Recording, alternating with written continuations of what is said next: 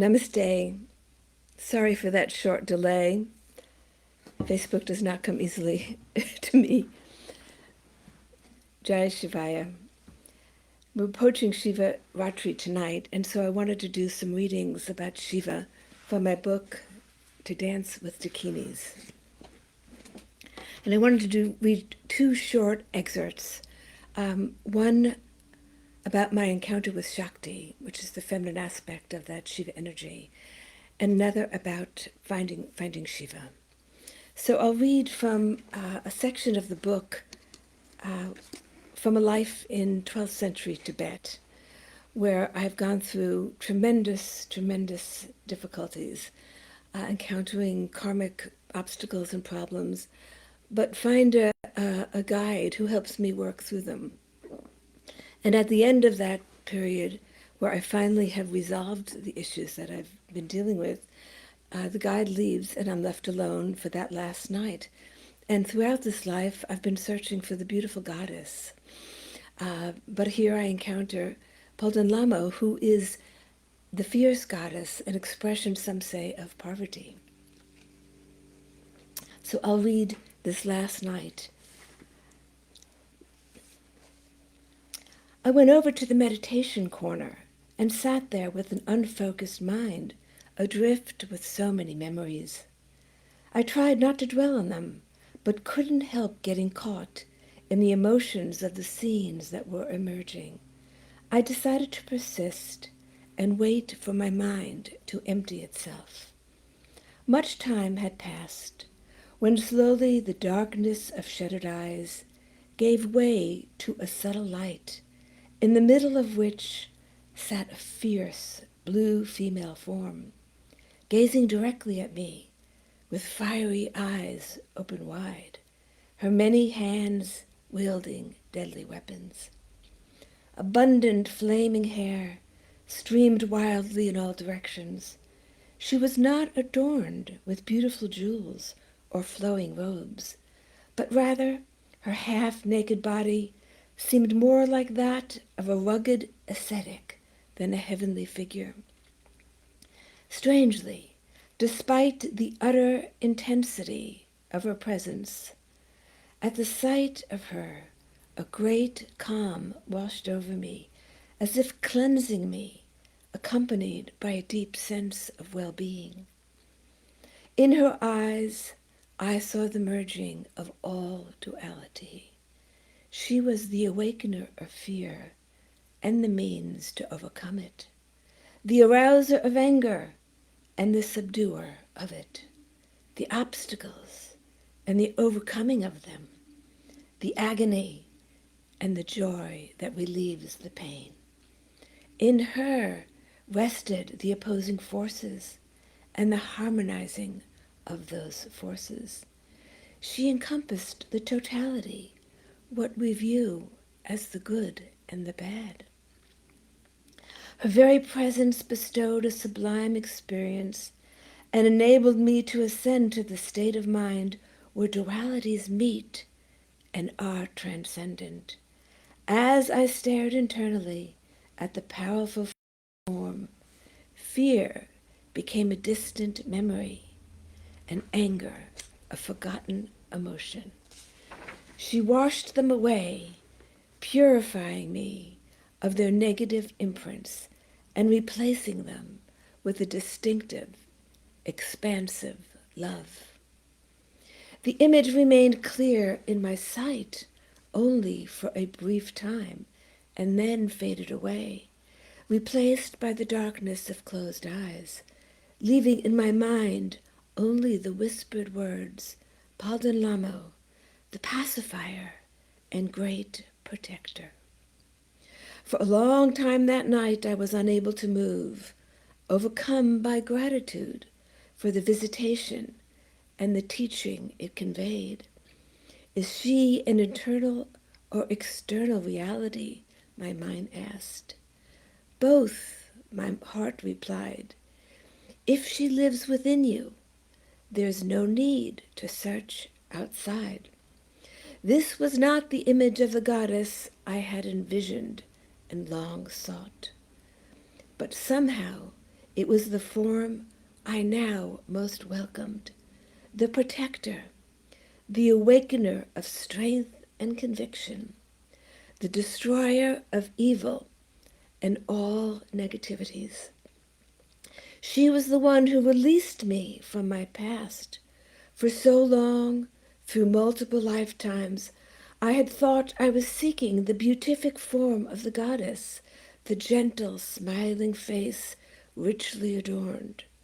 But it was her powerful weapons, but it was her fierce face that she showed me, with flaming eyes and hands wielding powerful weapons, because that was the form I most needed. It was in that form that I found the great overflowing of love. Before I move on to the next section, I thought about reading that because what we need now are the fierce Dakinis. And what are the negative energies dancing around us? It's the greed, the oppression, the fear, the anger, retribution, all those negative qualities, arrogance, that are coming to the fore, that are just seeping out now. And we need that fierce Devi to stamp them out so that we can move to a society beyond greed and beyond arrogance, beyond selfishness. And so it's both an individual and collective effort to call upon that fierce Devi to help us now move beyond the crisis that we now find ourselves in. Now I'll read another experience of Shivaratri, or an experience of Shivaratri. I die in Tibet and am reborn some decades later in a small village in northern India, in a poor family. Mother is a devoted Krishna devotee, father a devoted Shivite. And in my adult years, I come across a Kashmiri couple, and they invite me to spend Shivaratri with them as they go into the mountains to the hut of their teacher, who is no longer in the physical body, but they want to spend Shivaratri in that place where they used to spend with her. The names of this couple are Panditji and Sulabha. And Sulabha, the wife, is nearly blind. She can't see very well. The night before Shivaratri, after helping to clear away the evening meal, I found Panditji and Sulabha sitting outside, wrapped in multiple woolen blankets, shielding them from the cold mountain air. He was looking up into the night sky, while she was seated nearby with closed eyes. I went to sit beside her. After a few moments, she asked if it was me, and I replied that it was. Opening her eyes, which veiled much of the outer world, she reached for my hand and asked quietly, "Who is Shiva?" "I don't know," I replied, startled by her question. "That is the question my Guruji asked me the last night I was with her before she left the body. I replied as you did, and this is how she responded to me. I've thought about her words again and again," she told me. "Shiva is pure being without any attributes, the essence out of which everything comes, the compilation of all that is, before it becomes an after. He is the infinite infinities." "What does that mean?" I asked, furrowing my brow. A slight chuckle escaped her lips. I also asked her that, and she replied, "He is the supreme, unmoving, undifferentiated consciousness before he moves into becoming, resting in his own blissful awareness. Eons pass without a ruffle of desire, stirring the still lake of consciousness.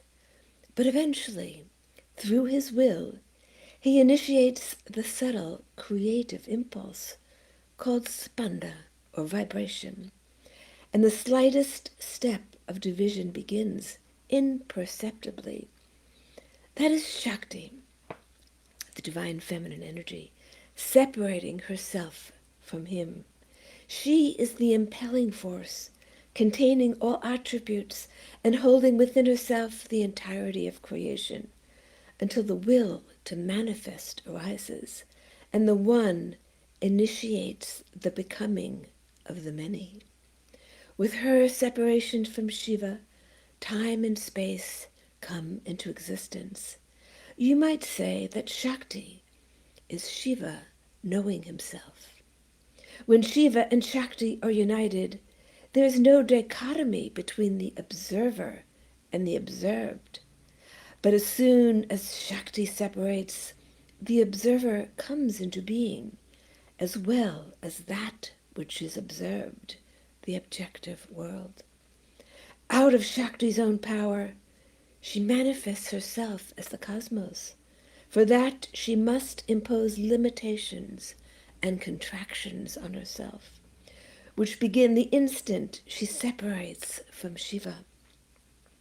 These contractions are what causes all that is observed to appear as distinct and separate objects.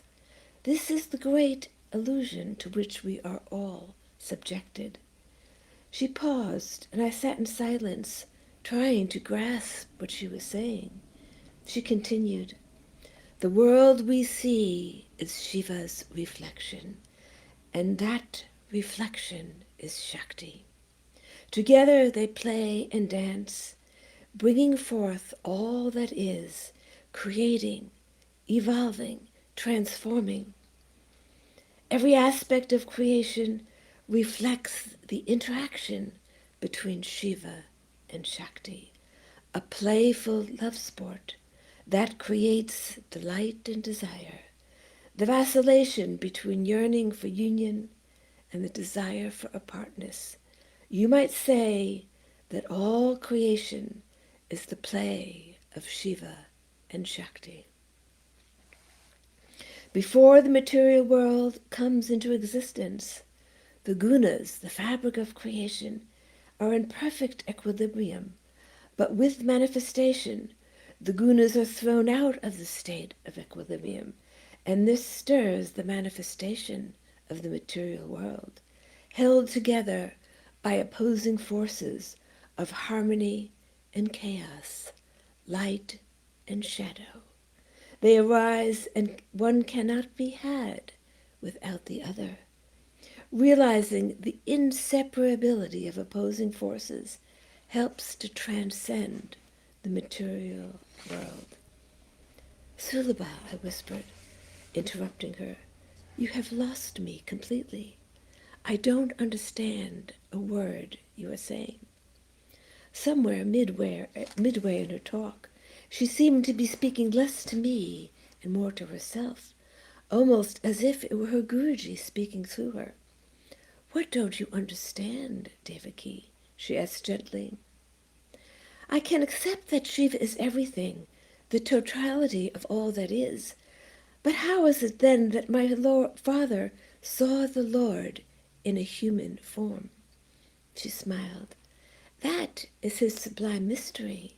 If he is in every atom of creation, can he not manifest a human body?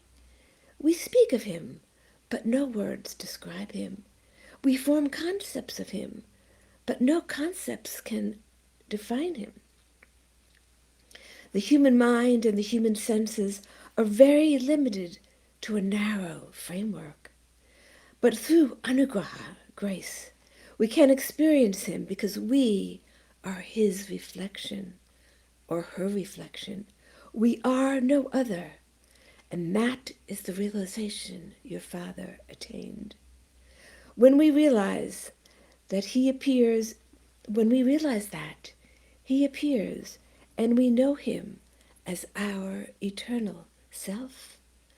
With that knowing comes indescribable bliss, because that is his nature, our true nature. I shook my head slightly. I can only go one step at a time. If I can take one small step toward knowing Shiva, that will be a lot in this lifetime. The biting night air was making me shiver, and sensing this, Sulabha suggested that we retire into the cottage for the night. Despite the cold mountain wind that whistled through the cracks in the walls, I slept soundly, wrapped tightly in the thick woolen blankets I had brought from the Banerjee home. The next day we fasted, as I had been accustomed to do in my childhood. And with the Banerjees, by nighttime, the night of Shivaratri, a most uplifting calm permeated the area. We had hardly spoken that day, but Sulabha's words of the night before continued to drift in and out of my mind. I tried to sit with them in meditation, but after some time of restless thoughts, I went to bed, leaving my two friends alone to watch the passing of this most sacred night, a night devoted to meditation on Shiva. I tried not to feel discouraged as I lay in bed, wondering why I had such a hard time controlling my mind, and the constant urge to move around whenever I was trying to sit to meditate. After a few years of attempted practice, it was hard not to feel discouraged. As I lay there, I turned my mind to Krishna and prayed that he help me experience a small taste of the reality of Shiva. Soon after, I fell asleep, but somewhere in the middle of the night or early morning hours, Sulabha's words again rang in my mind. He is the supreme, unmoving, undifferentiated consciousness before it moves into becoming.